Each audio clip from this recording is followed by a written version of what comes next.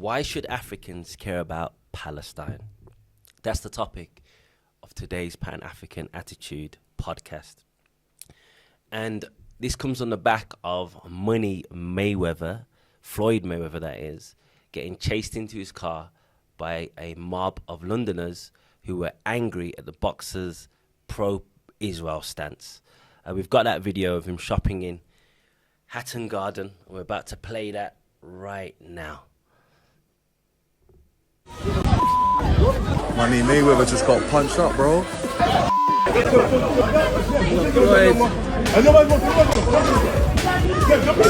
Money, man.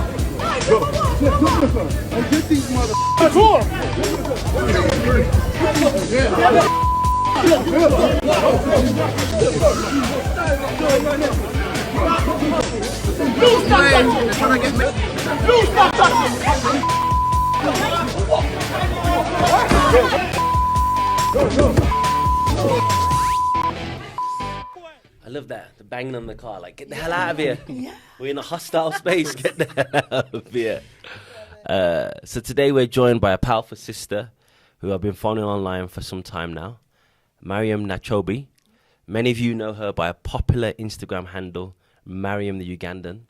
She's used her platform to advocate for Palestine cause and justice everywhere. We've collaborated with her on African streams many times before we were taken down by the powers that be. Mariam, welcome to the show. Thank you, Ahmed. Thank you for having me.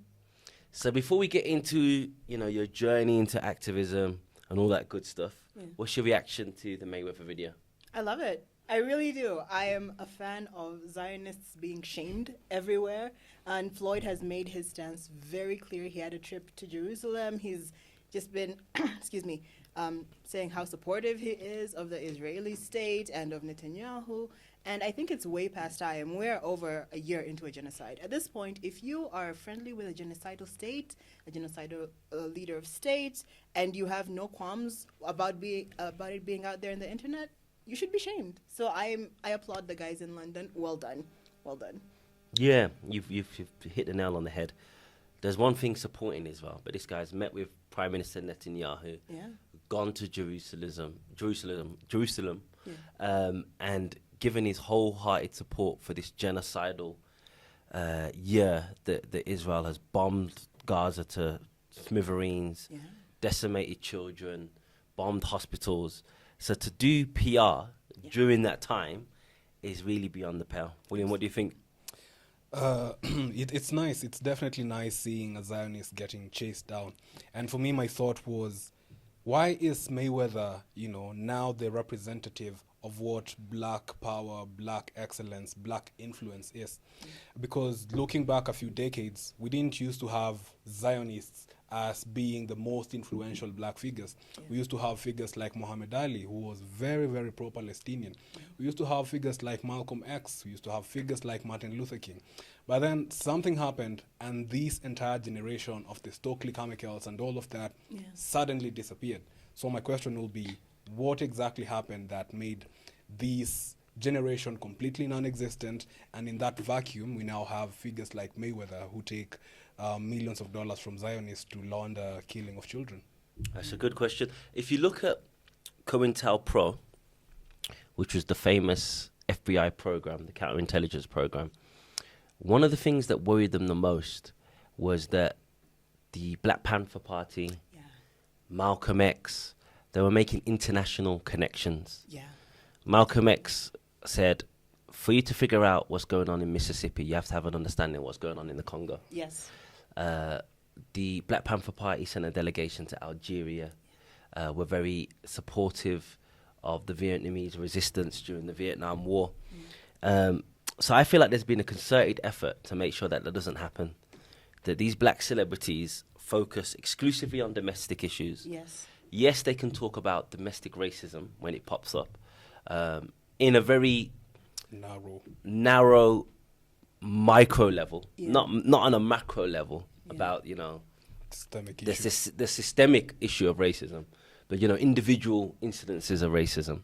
But when they what they do not want is anyone to make those connections between what's going on with the internally oppressed people in the United States. I have a theory on Yeah. this, Ahmed. And what's going on with the people that the United States oppresses Yeah. globally? I have a theory on that, and it all goes sorry. back to capitalism, actually. So if you look at it, so I lived in the States for a while, and it's very same thing with England, but it's on a toned down scale where it's very me-centric. It's just me, how can I get ahead? How much money can I earn? How much can I do for myself?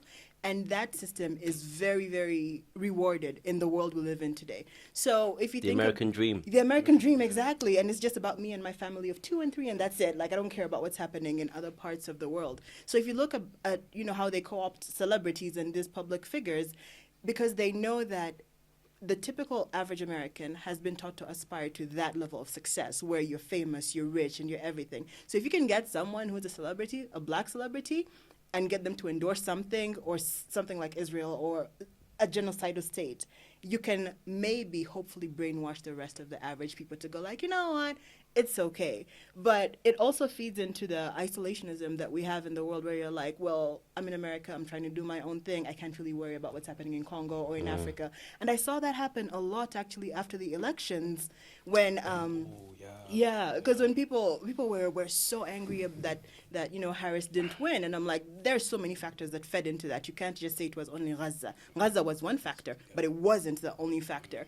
And I saw some Americans going like, oh, I'm just gonna worry about me and my own nowadays. I don't care about what's happening in Gaza, in Congo, in whatever. And I was like, well, how selfish is that? Plus, I think it's also really unfair to pin the blame on Palestinians Yes. for being killed in Gaza. I mean, they literally didn't have voters' cards to go and choose to not vote for. Yeah. If anything, the fault is on the American side. It's Kamala who did not present a policy that reflects the aspirations of Palestinians, including her constituents, Exactly. which is why she lost. So yeah, it seems unfair for them to like say, yeah, actually the reason Kamala lost is because you guys gave Trump your votes. But Yeah. if she actually cared for Palestinians, Yeah. she probably would be in the White House right now. Yeah. It And was that's just one issue. There were Yeah. so many other issues, but yeah, I agree. It was an easy victory for her. Yeah. Yeah. If she came out and energized her base, Yeah. which she could have done, Very easily. could have condemned Netanyahu bombing hospitals, could have supported the ICC arrest warrants,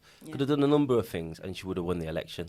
But what she would have done is she would have lost the support of the very entities that supported her Yeah. and Joe Biden. I think I read that Joe Biden is the biggest recipient of AIPAC money. Yeah.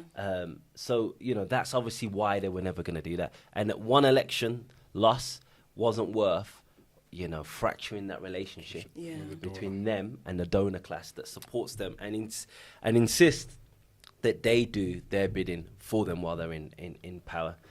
Yeah. Now, it's interesting because the support for Israel and it's not just Mayweather, there's LeBron James and all these other people. There's been a concerted effort to buy these guys. Yeah. There's no way that it isn't financially rewarding to support Israel. Well, it is financially Damaging.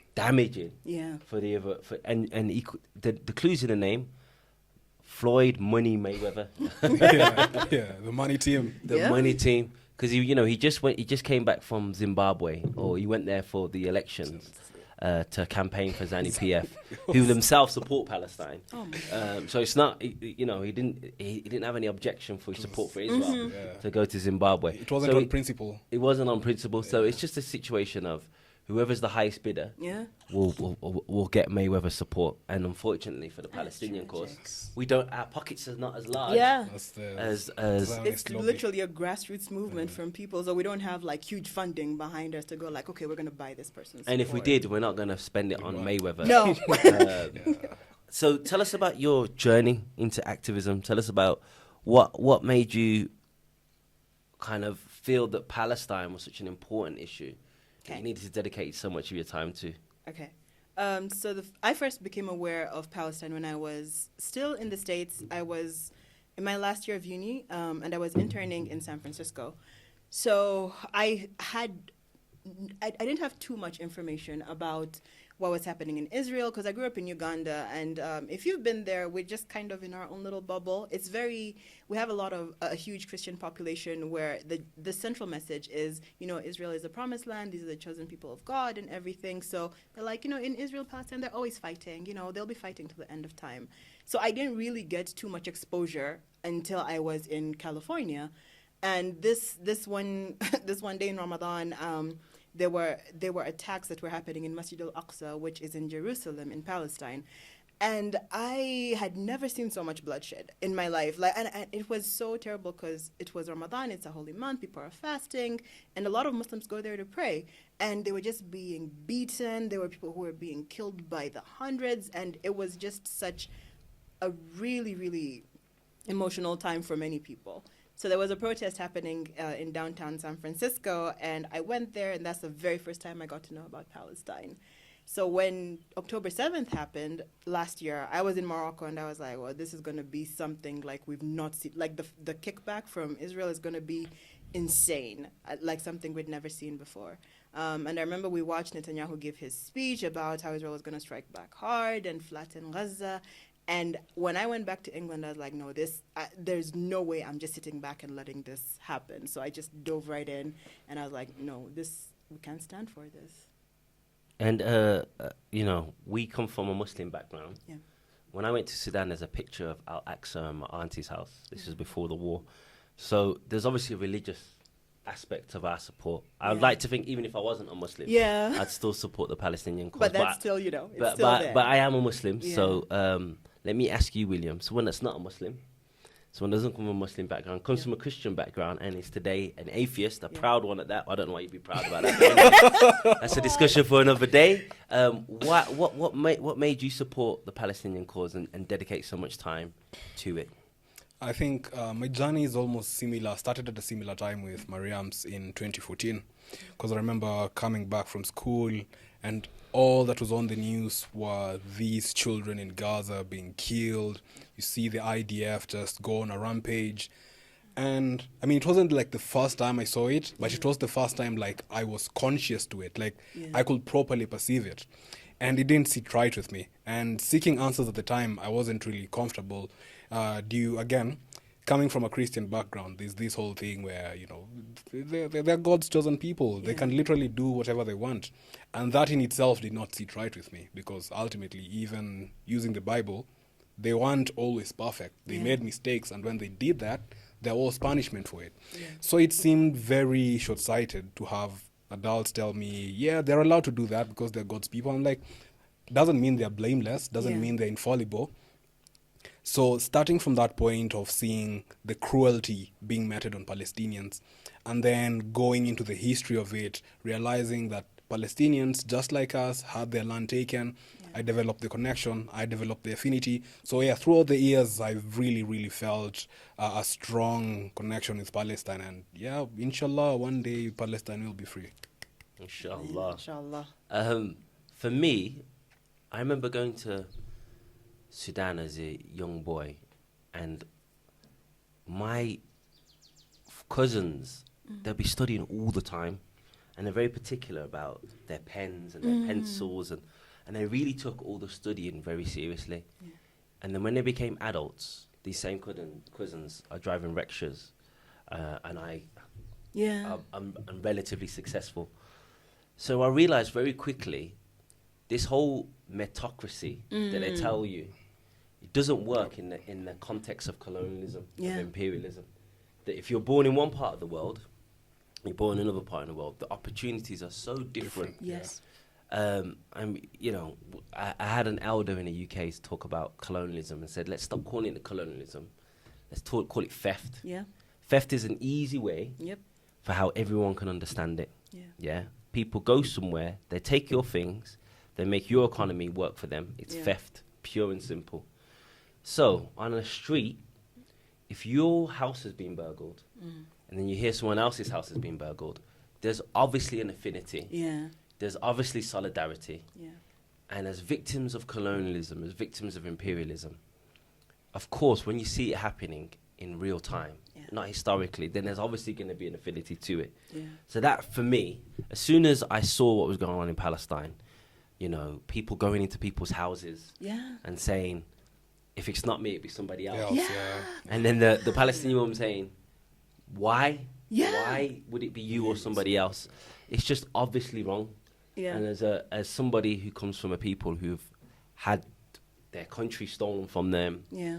their houses taken from them, their farms taken from them, their land taken from them, I feel an affinity to other people around the world where it's happening too. Absolutely. Can but- I just say, yeah. so I attended a talk where Suzanne Abulhawa, she's a Palestinian writer, and she said something very similar. She said that the reason why the Palestinian movement right now resonates with people who are like ethnically of the land, like for us, we're Africans, we belong here. We resonate so powerfully with that because in what's happening in Palestine now, we can see what happened to our ancestors. Before we'd read about colonialism, you know, the British came and they did this, and, you know, there were some wars and the whatever, Very but we have abstract. never seen it. Yeah. And now we're seeing it. We're like, this is what happened to our people when these guys came here. And that's why it's unified people from all over the world. I heard that and I was like, you know what? That actually So rings true. true. It's it so really true. rings true. And also, imperialism's alive and kicking in Africa today. Absolutely. But it's not as obvious unless it's an educated eye and you know what you're looking for. So the whole NGO sector, we've talked about it here on African Stream before. All of the major exports coming Yeah. out of Kenya, they're owned by British companies, Yeah. Finlay and the tea companies. Yeah. So the economy of our countries are not controlled or to the benefit of our people. Yes. But that stuff is hard to explain to people Yeah. unless you're in it. Yeah.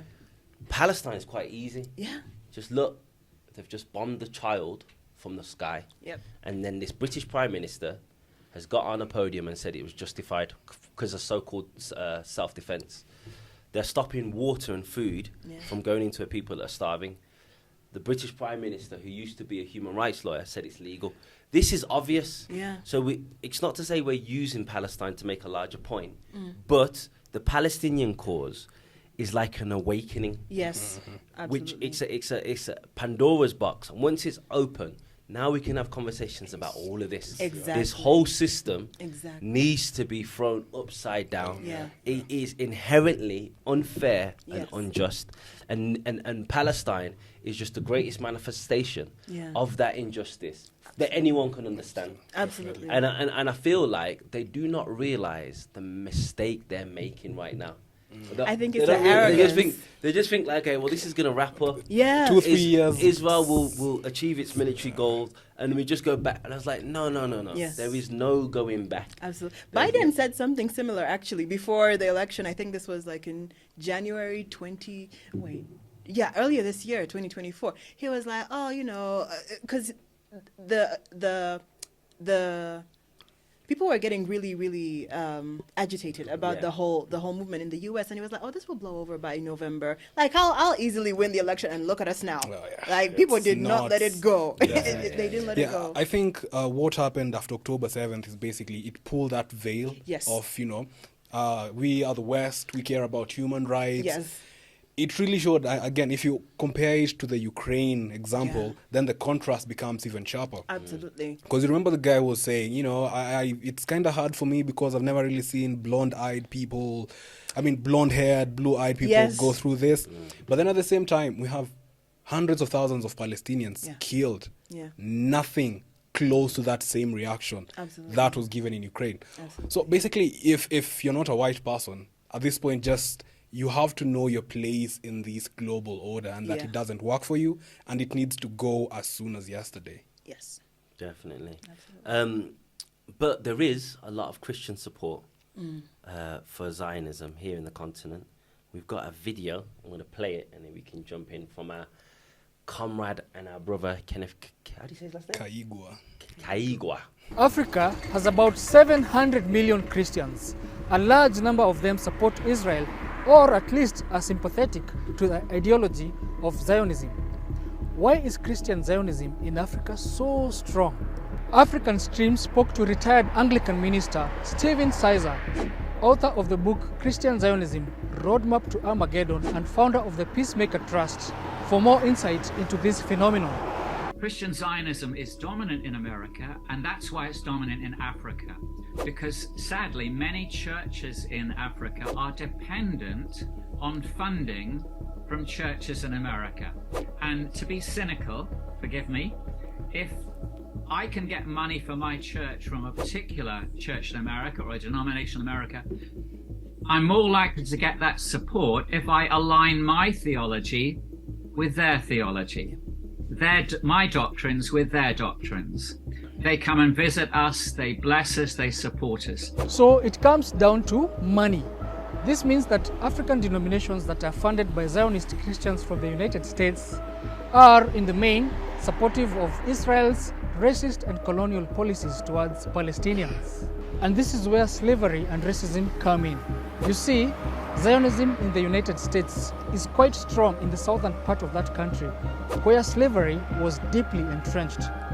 Stephen Sizer explains how this background shapes Zionism's racist ideology. Christian Zionism is dominant within certain denominations and certain parts of America, particularly the South, which coincidentally was the area of segregation, pro-slavery.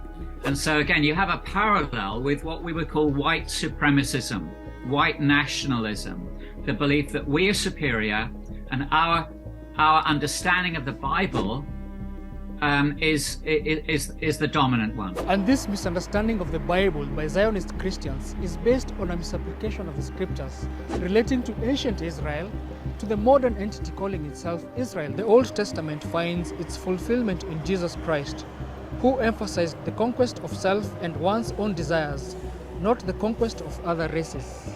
Both Hebrew and Greek scriptures emphasize that membership of God's people has always been open to all races on the basis of grace, not race.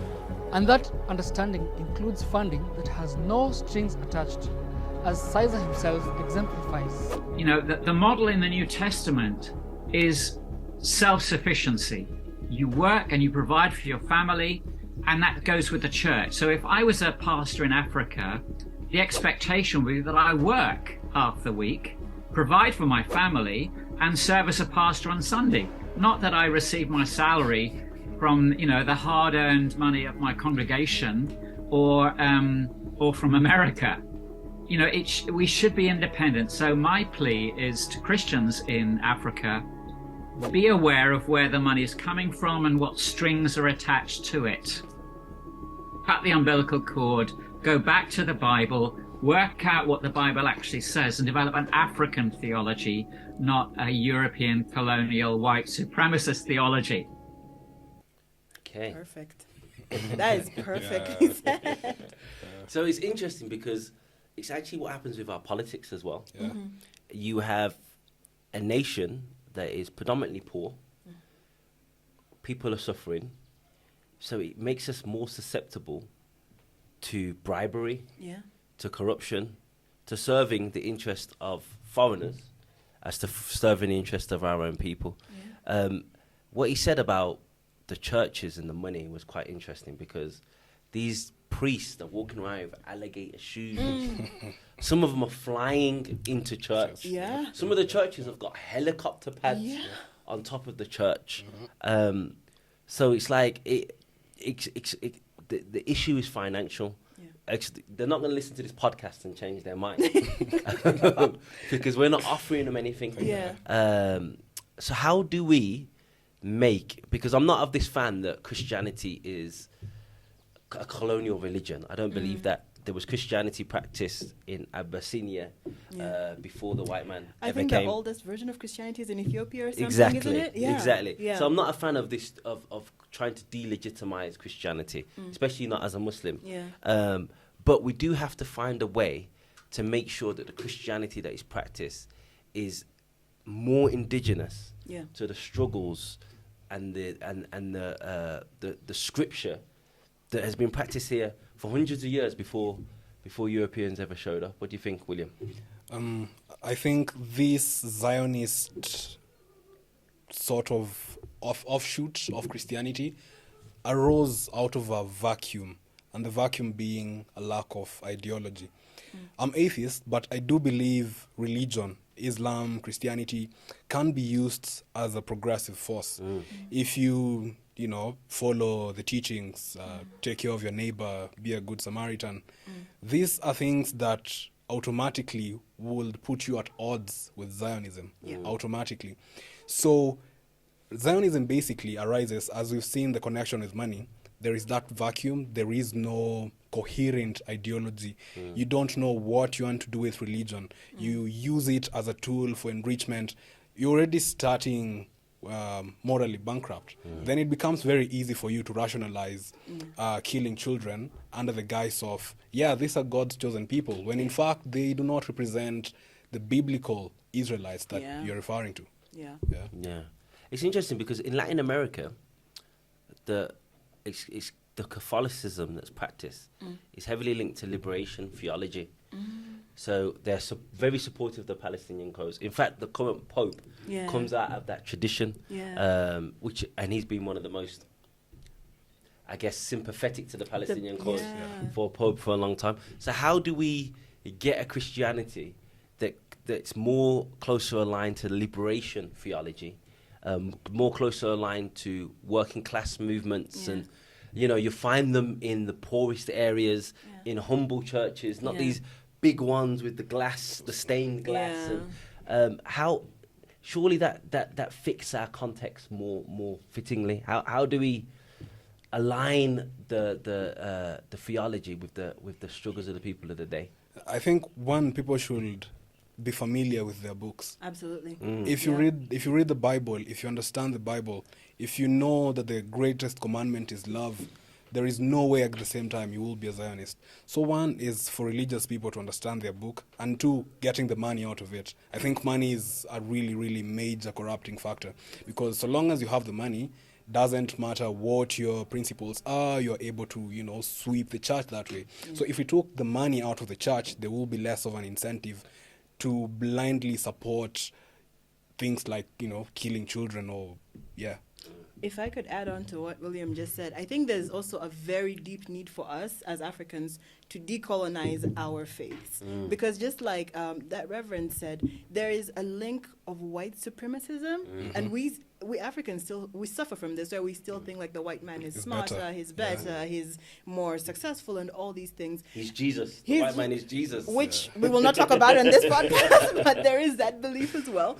And I think there's a very, very real need for all of us, whatever our faiths are, whether you're Muslim or Christian or atheist, go back to your book and go back to your scriptures and read them without the lens of the white man in there. And I think it's so important for us, because then we'll be able to see, like, no, Jesus never behaved like this. He would never have condoned this. Like, he was a humble man himself. He literally beat the money changers. Exactly, in the temple, and he flipped tables. Yeah. I love that story so Yeah, much. yeah. Same thing with Muslims. Like, we need to understand our faiths for our own selves, so that we're able to stand and go, like, when we see something that's wrong, we're like, no, that has no basis in our faith. And we really need to ask questions. Like, we don't just believe what the chosen people of God. We're like, how? God is fair, and he's just. He would never accept this kind of behavior.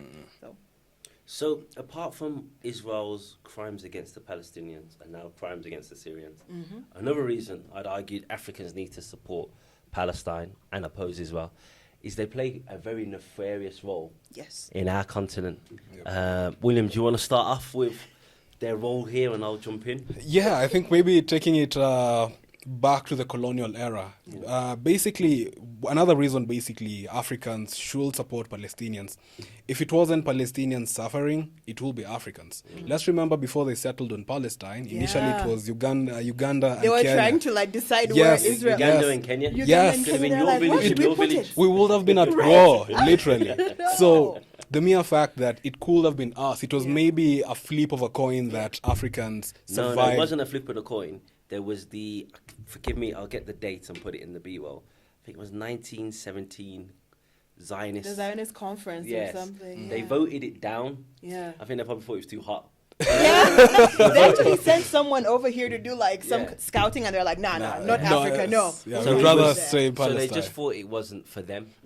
It wasn't. They didn't say, "Oh no, it's not religiously appropriate." Yeah. This whole religious justification, by the way, that came way after. Way later. So the whole They Theodore recognized- Herzl was more religiously aligned to you. True. Yeah. So how can you believe that God promises you a land when And you you're don't believe If in you don't God? believe in God yourself, you're like, please make it make sense. There are Israelis who believe the same today. You are an atheist, liberal, but somehow you think, this is my land. this is God my land. promised it. Make it make sense. So we East Africa survived. We easily could have been going through what Palestinians are going through. And interestingly, even looking at the language, the likes of Theodore used, it was very explicitly colonization. Yes. We even saw the correspondence they had with Cecil Cecil Rhodes. Rhodes, yeah. It He said, was this is a colonial project. He put they in the saw letter. themselves as kin, as Yes. brethren. So they start. Aside from the colonial background to it, going maybe let's stop at Rwanda in 1994. The same Israel that we see today supplied the weapons that were used to kill hundreds of thousands of Rwandans. In Congo, after the fall of Mobutu, it was Dan Gutler who came and told the guy, look, I know you're sanctioned, you need weapons, so I'll need you to give me a monopoly, and in turn, I'll give you $20 million worth of weapons. And the guy is still in Congo today. He controls the mines. Those mines pollute the area around. There's poverty. Basically, those resources do not benefit Congolese people. But here's the funny thing. Gatla makes $200,000 a day. I know it sounds shocking, and I'll have to confirm it. But he makes $200,000 a day off Congolese resources. That's could have been going to develop Congo.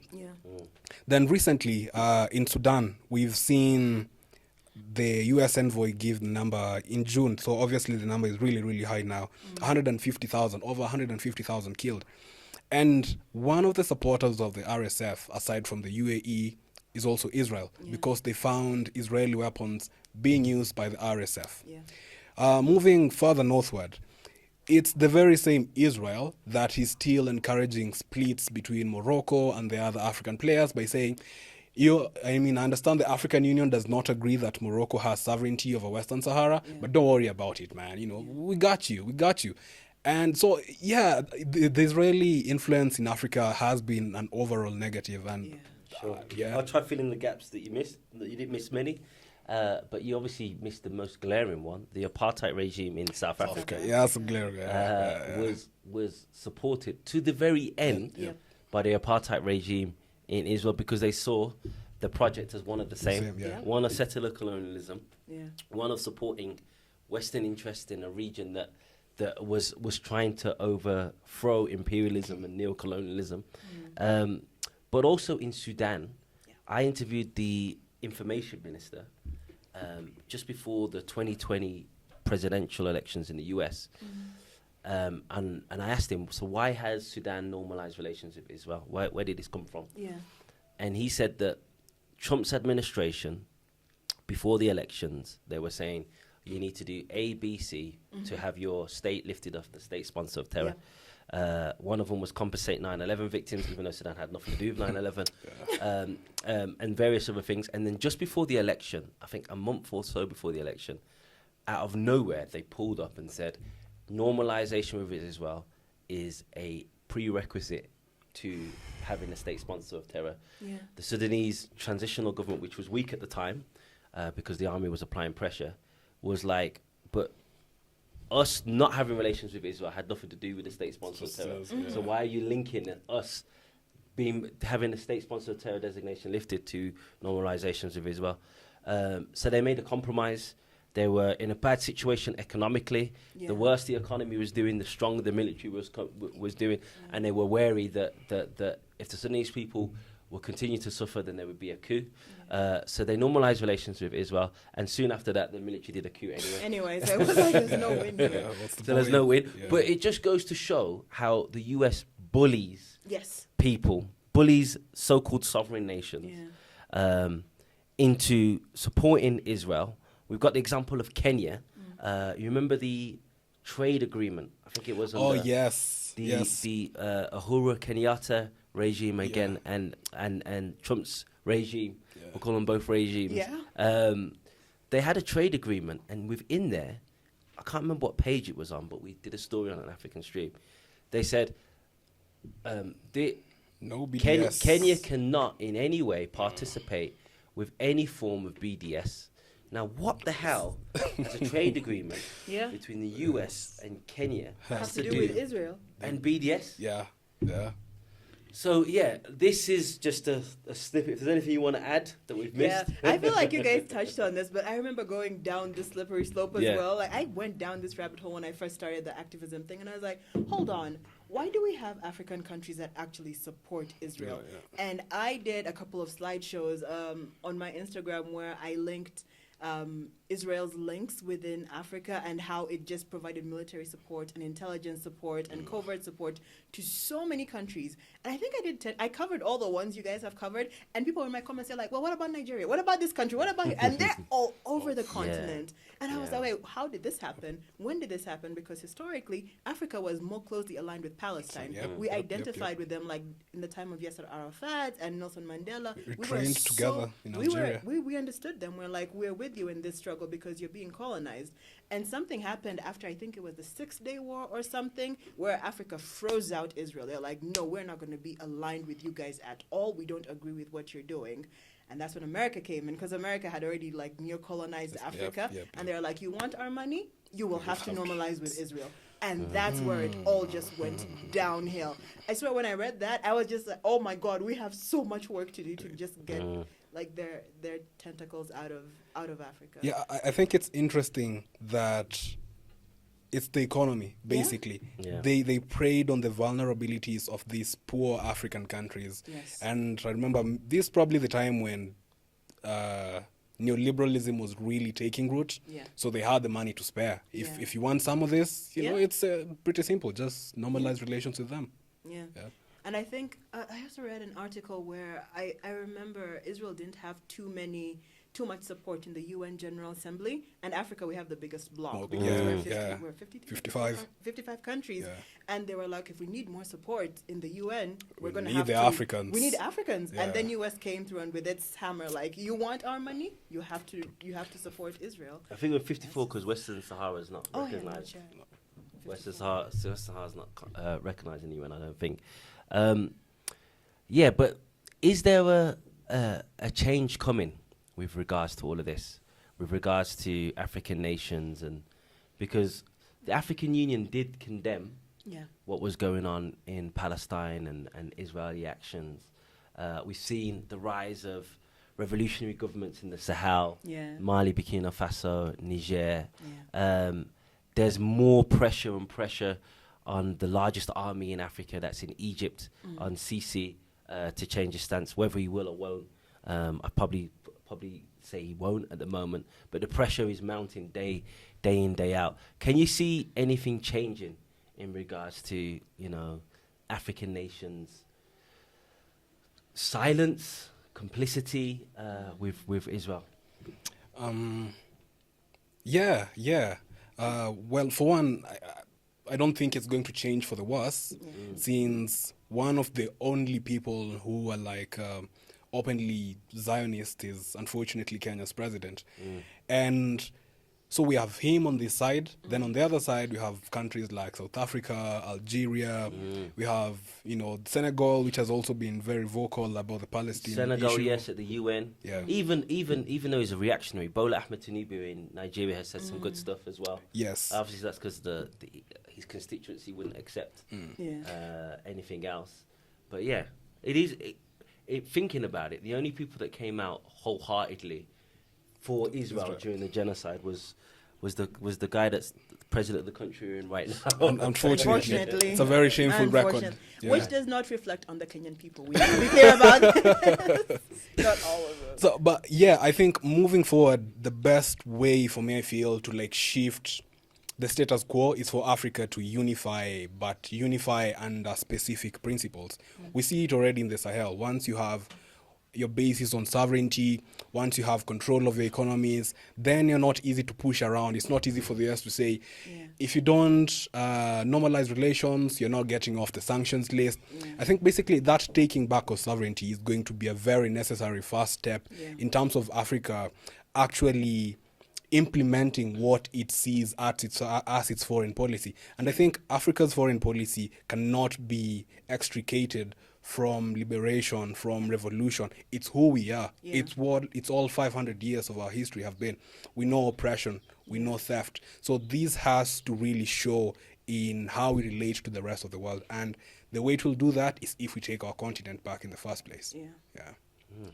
If I could add to that, I think, so Ahmed, your question is if we see a change. I look at the grassroots level to see what change is happening there. The one example I can see is just having conversations with people like my mother, because that's where change happens. My mom is very, very religious, a very religious Catholic, and she was for so many years taught about Israel being the promised land, them being the chosen people of God and everything. But when this genocide happened and we sat down and we had a conversation, she was like, tell me what's happening, tell me what you know. And I was able to tell her what I knew, and she was like, okay, now forget that. That cannot be. That's not right. And she took our conversation to her prayer circles, to her church, and started having that's powerful, So there's small changes that are happening at the grassroots level, and these build up. So I think we have to look at things on the micro level and also the macro level. On the micro level, I think what we're doing here is so important, because I don't know how many people we've influenced in the last year and a half since this started, and even people who would be on the African Stream posts and they'd be like, oh no, like Israel is it.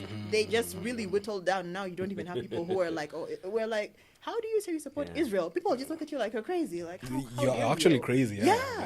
So I think grassroots level, we have to focus on that. And the more we educate people, the more people can be empowered and they can say, no, this is wrong. And that's, I think, where I would love to put focus on a micro level. Macro level governments are a bit more difficult because there's so many, moving parts and everything. Yeah, interesting, because even here at African Stream, we went on a journey. You know, almost all the journeys were pro-Palestine. Yeah. But the technical team, cameramen, some of the people that you see behind there, I asked openly, who do you support Israel or Palestine? They got to support Israel at the beginning. Yeah. And I said, why? And they explained to me, I don't know much about the conflict, but in my church, I was told supporting Israel is part of your faith. Yeah. But, and I don't think this was just pressure because I'm the boss or whatnot, over the course of many months, they've changed their mind because it's hard to not change your mind. Absolutely. When you see, a father speaking to his children and he's speaking to the rubble, that just wakes anyone up. And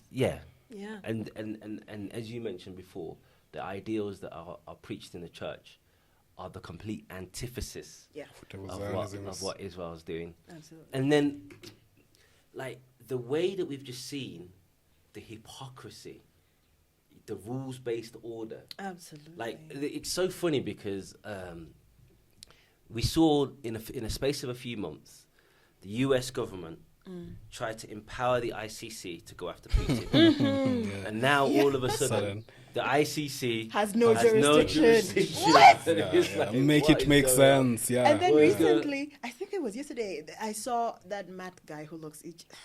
That man. He's the absolute worst. He looked like he died last week. Like, tell you. And they were like, someone asked him, would you support the ICC going after Assad? Yeah. And he was like, yes, we support. Literally. Days. And the journalists in the back were laughing, and it's like, no, but I know what you guys are gonna say, because he knew what was coming. You support the ICC for Assad. But not for Netanyahu. But then also for Putin, like, make it make sense. Make it make sense. I think. Sorry. And just even with, they said Russia's invaded Ukraine. Not good, of course, because they've gone over the border. But now Israel's done the exact same thing in Syria. And they said they're trying to create a buffer zone. Almost the same justification that Russia used, and nothing. Crickets. Absolute crickets. So I think, I don't know if I said it in this one or the recording that we had before that we had to start off with because the live went. But the whole system can't go back. Did I say it in this recording or the one before? I can't remember. No, either way it works. But anyway, the system can't go back to the way it was before because the whole veneer of legitimacy has just been pierced and shattered into thousands of little pieces. And after it's been shattered, it's been grinded down into sand. There's no you back can't together. put this back. You can't put this back. And I feel like this is the start of like a real global awakening. Definitely. People's Definitely. consciousness being raised in a way that will help them connect the dots to other things that are going on in the world. If I could say before we move on, in addition to that, Ahmed, I think one of the most powerful things we have right now is social media and the internet. Because if you look at the three of us, in what world would we have met? Like, if you just think about it. I'm a Ugandan. I was living in the States, then in the UK. You were born and raised in the UK, now you live in Kenya. And then William, you've been in Kenya your whole life. It would not have been possible. William doesn't even have a passport. I love my I tried to send him to Niger, doesn't have a passport. I love my country. That's my excuse. But this is so cool because we have such a global movement. If you think of just the African diaspora, even those who were not born in Africa or who didn't have a connection, think of how many people are now in the States who are now aware about what's happening in Congo. Before they would not have known, would not even have cared. But Palestine really shook the world, and it just made everyone just aware of what's happening.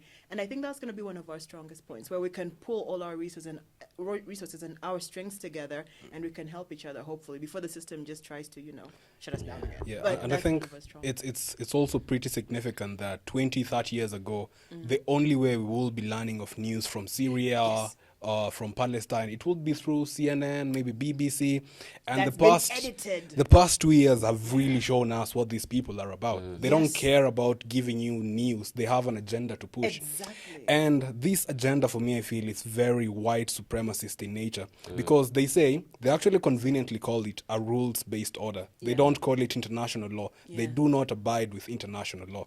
It's whatever rules they come up with at whatever time. They are not... they are exempt. If they want to follow the rules, it's fine. If they don't, it's fine. With the case with Ukraine, the same standards not being applied to Netanyahu. So I think ultimately it's simply that veil of white supremacy, that veil of racism just finally dropping off. And as Mariam has said, social media definitely has played a huge part, because the traditional players, the CNN, the MSNBCs, do not have that monopoly of information that they used to enjoy. And I love the education that we have nowadays, because we're exposed in a way that maybe our parents and grandparents weren't. And when we see the contradiction, we're like, no, wait a minute. We're calling it out immediately in real time. Whereas back then it'd be like, it's the news. They know what they're saying. And we're like, no, they don't. That doesn't sound right. From their institutions. And we don't even use the same language. We don't. Because they've co-opted the language, the international community. What the hell does that mean? What does it mean? The international... Malaysia has condemned the genocide in Gaza. Nigeria has condemned the genocide in Gaza. Libya, the Libyan envoy to the UN has condemned. People from all over the world has condemned Algeria, South Africa. South Africa's taken the case to the ICJ. So why is that not the international community? Exactly.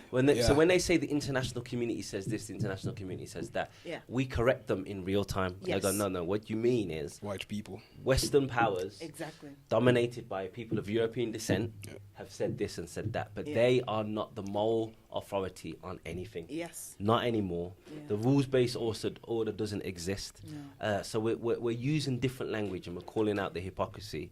We studied from them, so we know their tactics, and we're able to call it out in real time.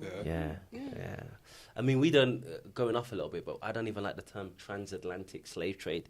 Because it's the European slave trade. The Atlantic had nothing to do with it. The Atlantic Ocean had nothing to do with it. It was an innocent bystander. It's like, I didn't do anything. I didn't ship this guy, man. It's the European slave trade.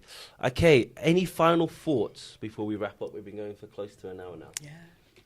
Yes, Mariam, it's been very nice having you. Hopefully the first of many. I hope so. As for why Africa needs to basically keep its eye on Palestine, we've basically seen what the current global status quo thinks about black, brown people.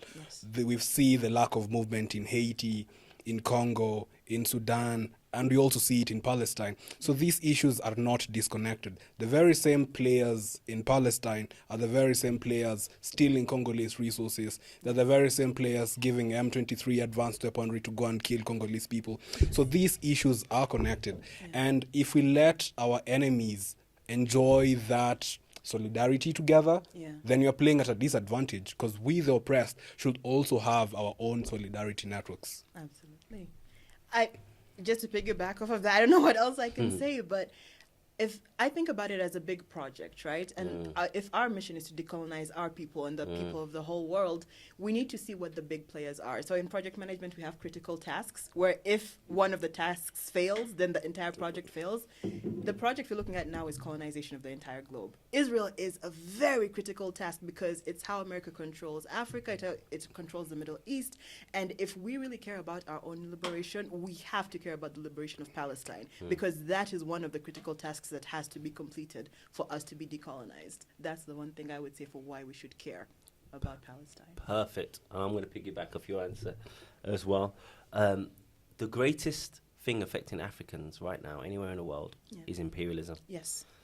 Imperialism as a system is unjust, it's evil, it strips people of their sovereignty, it strips people of their right to determine how they should live. Yeah.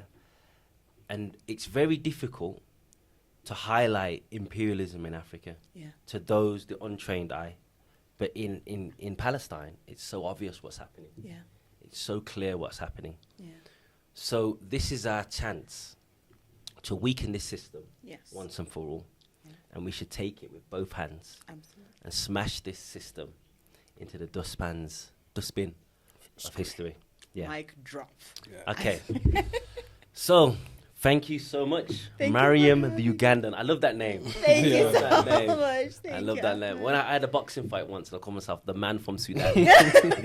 So I like it, Mariam the Ugandan. Thank you for having me. Hopefully, I'll be back. I'm Sure. such Whenever a fan of whenever you you're in Nairobi, you have to come see us. Absolutely. You have to come see us. William, the co-host. Thank you as well. Sure thing. I will end it as we always end it. I've been Ahmed Kabela. William Sakawa. Mariam Nakyobe, Mariam the Ugandan. Until Peace. next time, peace. Fire.